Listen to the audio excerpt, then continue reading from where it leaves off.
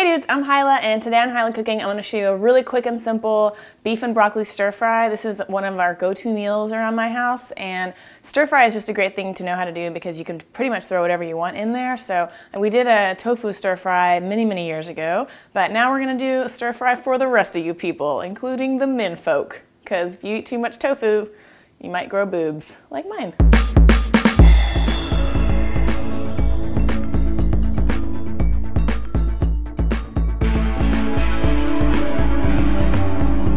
I've got a skirt steak here. You can use skirt or flank steak or even like sirloin tips, but skirt steak's pretty inexpensive. The only thing that you need to remember is to cut it across the grain really thinly. So in order to do that, first thing I'm gonna just sort of flip it over. The other side's where the fat is. And just trim off any excess fat or this little membrane stuff. And skirt and flank steak are sort of both, well they're not sort of, they're both from the underside of the cow. They both can be a little stringy and tough, but they're both really nicely flavored meats if you prepare them right. And I will show you. Skirt steak's got a little more fat than flank steak, and they're both pretty inexpensive. This is also the cut that you would use for fajitas. Banjo and Daisy gonna love this. Uh-oh, I shouldn't have said their names. I might awaken the beasts. I'm just sort of pulling and cutting with a really sharp knife to get this off. Okay, so once you've got your piece of meat pretty well trimmed like this, I'm actually just gonna stick it in the freezer for like 10 minutes, and having it kind of partially frozen when you slice it is gonna make it easier to slice it really thinly. And while our meat is partially freezing, I can go ahead and start prepping our broccoli. Just got a couple stalks here, and I'm gonna get rid of the stem. And I usually hang on to these and add them to soups or like other stir fries, or make a puree like broccoli soup out of them, so you don't have to throw it away. And then we'll just start sort of slicing at the bottom here to get these florets off, and you want to keep them in their little cute tree shape, you know, to validate yourself making authentic Chinese food at home. Looks a lot prettier that way. Doop, doop, doop. And then once you get to the center where it looks a little bit tricky to start separating if the florets are really small, we can just go ahead and cut this little center piece in half, or even quarters if it's really big. Just depends. You kind of want to just make sure you keep them all approximately the same size. Okay, awesome. That didn't really take 10 minutes, but let's pretend like the meat is partially frozen. Huh? Between me and you? All right, our not quite partially frozen meat. But we're gonna just start slicing it really thinly, and you can kind of see it better on this side. I'll show you. So you see these grain lines here that run perpendicular to the direction of the length of the meat? We're gonna cut against those, so we wanna cut this way, and that's gonna help make it really tender. So I'm gonna cut it that way first. Get that out of the way. And then it's really thin, and if you wanna even do it like on a diagonal, that's fine too. And I'll do this same basic method recipe with chicken breasts or chicken thighs sometimes as well. Just to mix it up, and you can add carrots or onion or whatever, but we're just gonna keep it simple with the beef and broccoli today. And as it's sliced, I'm gonna drop it into this bowl. Rad tad. And now I've got my little beef strips. I'm gonna just drizzle this with maybe a tablespoon of soy sauce and let it kind of hang out there until I need it. That's what I call a marinade. Not really, that's just putting soy sauce on something. All right, we're doing this a little bit different because I'm really trying to recreate the old Chinese restaurant thing. So I'm actually gonna steam the broccoli first as opposed to stir frying it. So I've just got about a half cup of water here. And if you have a wok, you can totally do this in a wok.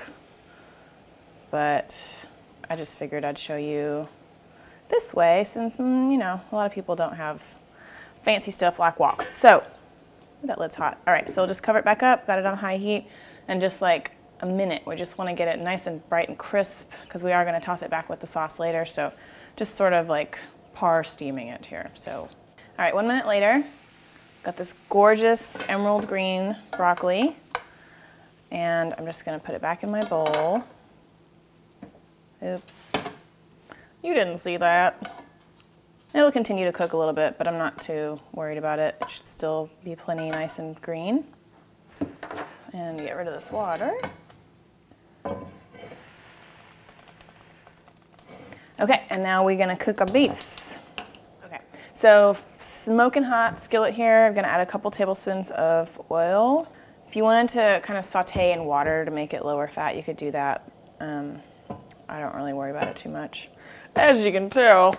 Just kidding. Or maybe I'm not. Okay, so then I add my beef and just add it in a single layer. And I've tossed it around with the soy sauce. And this really is only gonna take about another minute. It's not gonna take very long at all. Don't crowd your pan or your wok. If you have to do it in 2 batches to get it all cooked, that's fine.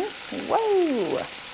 And I've got a couple of, well, a few dried red chilies here that I'm gonna add in. And that's gonna make it a little spicy. Of course, you could leave that out if you wanted to. And just start moving it around. And we're really almost done. It's kind of amazing.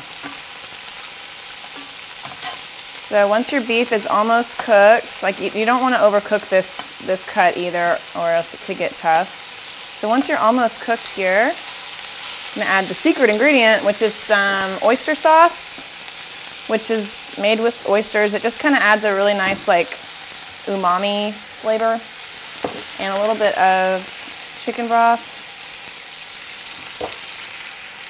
and a little bit of garlic. And I like to add the garlic at the end so that it stays really nice and hot. But if you wanted to add it with the beef and make it a little milder, that's fine. And now we're gonna add in our broccoli. Get that tossed around. Oh man, this looks so fresh. It smells awesome. It's gonna be quite a delicious meal, and it comes together in a cinch. Okay, so great, this looks perfect. Once your sauce is just about evaporated and the broccoli is nice and coated and shiny, we're ready to eat. Now you can serve this over rice, obviously, or noodles, or sometimes what I'll do is even just throw it into a tortilla and make a taco out of it. That's really nice, but I'm just gonna eat it as is, except with some of my favorite sauce. And if you are morally opposed or something to using oyster sauce, then you can leave it out and just do a little more chicken stock and soy sauce, but I really like it.